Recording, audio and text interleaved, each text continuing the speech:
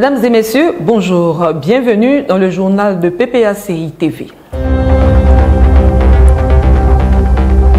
Un seul titre. Aujourd'hui, 14 mars 2025, s'ouvre sur toute l'étendue du territoire la phase 4 de l'opération CAP 2025. Cette quatrième phase entièrement consacrée à la sensibilisation des populations pour les élections apaisées. Ce sont au total 94 missions qui sont engagées. Le secrétaire général Jean-Gervais Tchéidé poursuit sa tournée dans la région du Haut-Sassandra du 14 au 16 mars.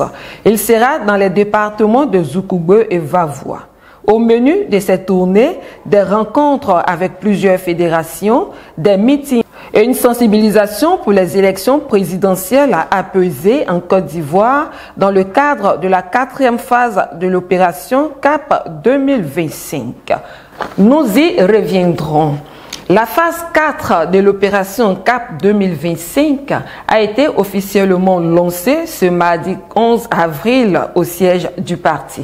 Cette phase vise à créer les conditions d'élections apaisées. Kevin Comenon.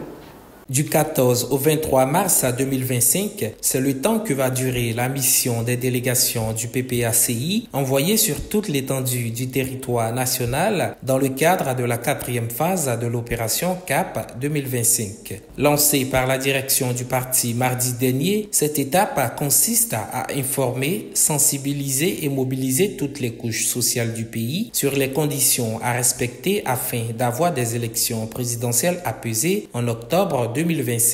Cette quatrième phase de CAP 2025 est à noter sur la longue liste des actions menées par le parti du président Laurent Gbagbo pour une paix vraie et durable en Côte d'Ivoire. Le PPACI appelle donc le régime en place à poser des actes concrets afin de garantir des élections apaisées et à se détourner des discours haineux. Les élections d'aujourd'hui, là, nous les voulons apaiser, mais nous constatons sur le terrain que les modalités ne sont pas en place pour que ces élections soient véritablement apaisées. Le président Alassane Ouattara l'a dit le 31 décembre 2024 qu'il va organiser en Côte d'Ivoire des élections transparentes et apaisées.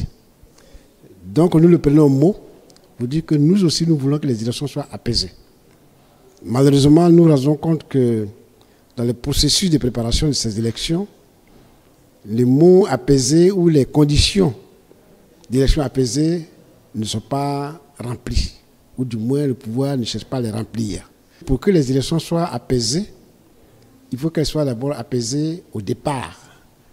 Donc si au mois des préparatifs, on est d'accord que les choses se passent bien, que tout ce que les compétiteurs veulent, c'est ce qui se réalise, effectivement, à la fin, les élections seront apaisées, et c'est le souhait de tout le monde. Selon le président exécutif du PPACI, depuis 2024, le Parti des peuples africains Côte d'Ivoire a fait parvenir 2 lettres à Robert Begré-Mambé, Premier ministre ivoirien, afin de reprendre le dialogue politique. Lettres auxquelles le ministre n'a pas daigné répondre jusqu'à ce jour. À l'occasion de la célébration de la Journée internationale des droits de la femme, Bli Élysée épouse Toulon, secrétaire national technique en charge du district des montagnes, a fait don de plusieurs appareils aux populations du district. C'était le 8 mars dans la ville de Guiglou. Le reportage de Steven Djedje dans un commentaire de Françoise Drabé. La ville de Guiglou était en fête le samedi 8 mars dernier à la faveur de la célébration de la Journée internationale des droits de la femme. Les fils et filles du district des montagnes se sont donné rendez-vous au domicile du deuxième vice-président du PPACI, le ministre Hubert Oulaye, pour communier. Accueil des jours heureux de fête dans la pure tradition, danse traditionnelle, danse des masques, danse des femmes, pour témoigner de leur appartenance et de leur amour aux émissaires du président Laurent Gbagbo. C'est en présence de l'ex-ministre et député de Guiglou Commune, Émile Guirioulou, de l'honorable Guéilé Nas, coordonnateur de la région du Guémo, de la mère Cyrilouma Hortense, présidente de la Ligue des femmes, et de nombreuses autres personnalités du PPACI et de la région, que Bli Élisée Séanou, épouse Toulon, secrétaire national technique en charge du district des montagnes, a offert des appareils ménagers et des appareils pour la coiffure hommes et femmes à ses frères et sœurs du district, afin de participer de manière efficiente à leur autonomisation en cette période difficile pour tout un chacun. Invitée spéciale à cette cérémonie, Cyrilouma Hortense, mère de Grands Atrées, présidente de la Ligue des femmes, n'a pas manqué d'exhorter ses sœurs du district de montagne au rassemblement autour de la candidature du président Laurent Gbagbo. La femme lutte tout le temps pour ses droits et pour les droits même du bien vivre, pour les droits de son mari, pour les droits souvent de ses enfants, et souvent elle lutte même pour les droits de ses voisins. Et donc, pour moi, c'est une journée juste pour se rappeler à nous, les combattantes, les militantes engagées que vous êtes et que nous sommes. Nous allons à des élections 2025, une année électorale et remplie d'embûches. Il va falloir donc avoir avec nous, auprès du président Laurent Gbagbo, des vraies femmes engagées, solidaires, solides, mais surtout des femmes qui veulent la victoire et la victoire. Camarades, l'heure n'est plus au semblant. Laurent Gbagbo aurait pu très bien décider de ne pas être le candidat du PPACI et rentrer à Mama, se reposer et écrire ses livres. Ce sont nos souffrances, nos pleurs, nos soupirs qu'il a vus et qu'il a entendus. Et c'est pour cela qu'il a décidé de faire l'ultime sacrifice pour aller à ces dernières élections. Et en le faisant, qu'est-ce qu'il attend de nous? Il attend de nous que nous nous mobilisions autour de sa candidature. Député de Guiglo Commune, l'honorable Émile Kiréolou a invité ses pairs à se lever comme un seul homme afin de récupérer la Côte d'Ivoire aux mains des intrus qui n'ont sans cesse de plonger le pays et ses habitants dans les pleurs. Dans la lutte que nous commençons aujourd'hui, nous faisons appel aux femmes parce que c'est vous. Pendant longtemps, Laurent Gbagbo n'était pas sur le terrain des élections. Nous sommes en 2025. Ceux qui ont profité de l'absence de Laurent Gbagbo et à qui nous avons naïvement prêté nos plumes, arrachons-leur les plumes cette année. Arrachons-leur les plumes pour qu'ils se retrouvent terrassés sur le rocher afin que la Côte d'Ivoire renaisse. Parce que la Côte d'Ivoire a besoin de renaissance. Et c'est pourquoi chaque année, le PPACI fête la fête de la renaissance. Parce que la Côte d'Ivoire doit renaître. Parce que la Côte d'Ivoire, c'est nous, notre pays. La Côte d'Ivoire, c'est notre patrimoine. Nous n'avons pas ailleurs.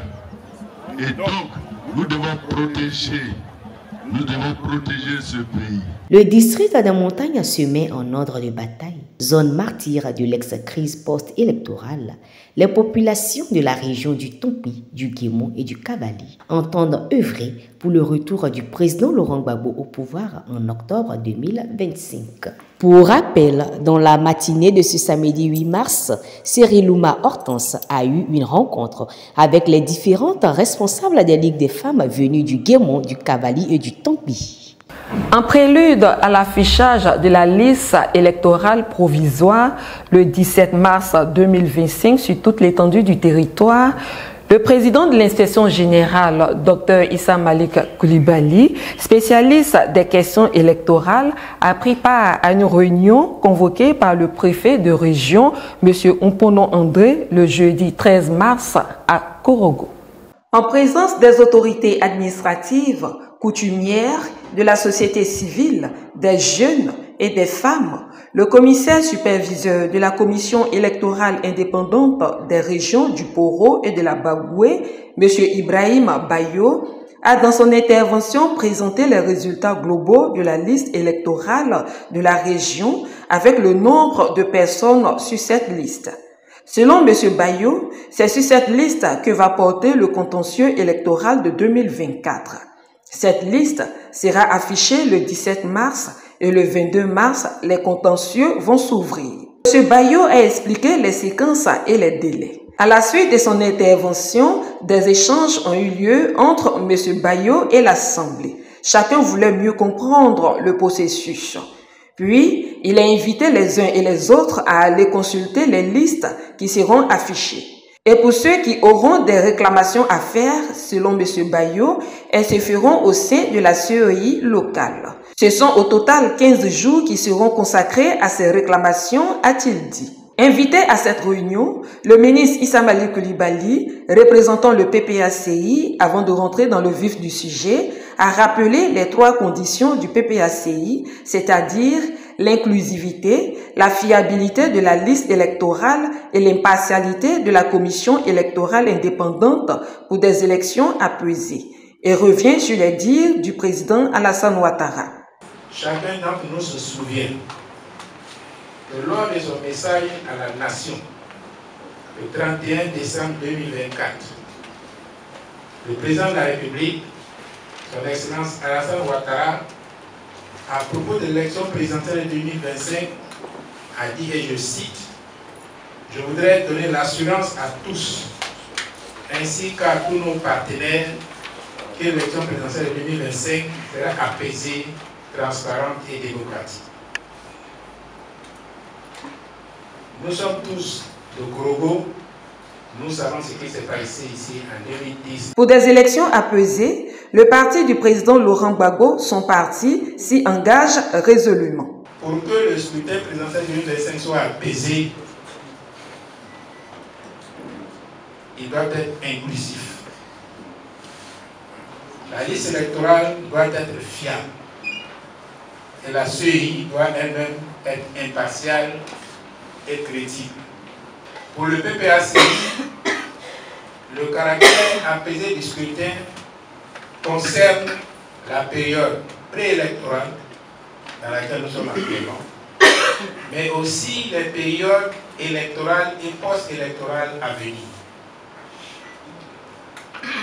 En ce qui concerne le scrutin inclusif, pour nous, le caractère inclusif du scrutin passe par l'inscription du nom du président Laurent Gbagbo sur la liste électorale. Devant ses parents, le petit-fils de Gon Coulibaly et candidat au municipal de 2023 de Gorogo a éclairci cette affaire de casse de la BCEAO qui l'a blanchi à tous les niveaux. La BCEAO elle-même, sur ces faits, n'a pas porté plainte. Elle est supposée être la victime. La décision qui a été rendue sur ce jugement a été présentée publiquement par le PPACI au cours de cette tribune. Et nulle part dans cette décision, le juge n'a inscrit que le président Laurent Gbagbo doit être déchu de ses droits civiques et politiques. De plus, vous le savez, le président Laurent Gbagbo a été acquitté de toutes les charges qui pesaient contre lui à la CPI. Et la CPI a écrit dans sa décision de justice que toutes les décisions, tous les actes qu'il a posés, il les a posés en tant que chef d'État. Ce sont donc des actes légaux. Le président de l'inspection générale du PPACI se veut un peu plus clair sur l'inscription du nom du président Laurent Gbagbo sur la liste électorale qui est un impératif. Pour terminer, Dr Issa Malik Coulibaly a invité ses parents à éviter la situation de crise qui s'est déroulée en 2010 au Nord, avant de saluer l'initiative du commissaire superviseur de la CEI pour l'avancée de la pratique de la démocratie. En marge de cette réunion, le président de l'inspection générale du PPACI a eu une séance de travail avec tous les responsables territoriaux, régionaux et départementaux, au cours de laquelle il a invité tous les responsables à être vigilants pour la réussite de cette étape de la fiche de la liste provisoire afin d'atteindre l'objectif du PPACI. Obstination, refus de dialogue, mauvaise foi. La Commission électorale indépendante CEI convie les partis politiques, la société civile à la remise officielle de la liste électorale provisoire le lundi 17 mars prochain à son siège, sans l'audit de cette liste comme souhaité par les partis d'opposition. Les Ivoiriens découvriront-elles cette liste? Sera-t-elle truffée encore de personnes décédées ou de femmes ayant mis au monde plus de 500 enfants? La CEI enlèvera-t-elle volontairement le nom des personnes indésireuses? Nous en saurons plus le lundi prochain. Merci de nous avoir suivis. C'est tout pour aujourd'hui. Au revoir.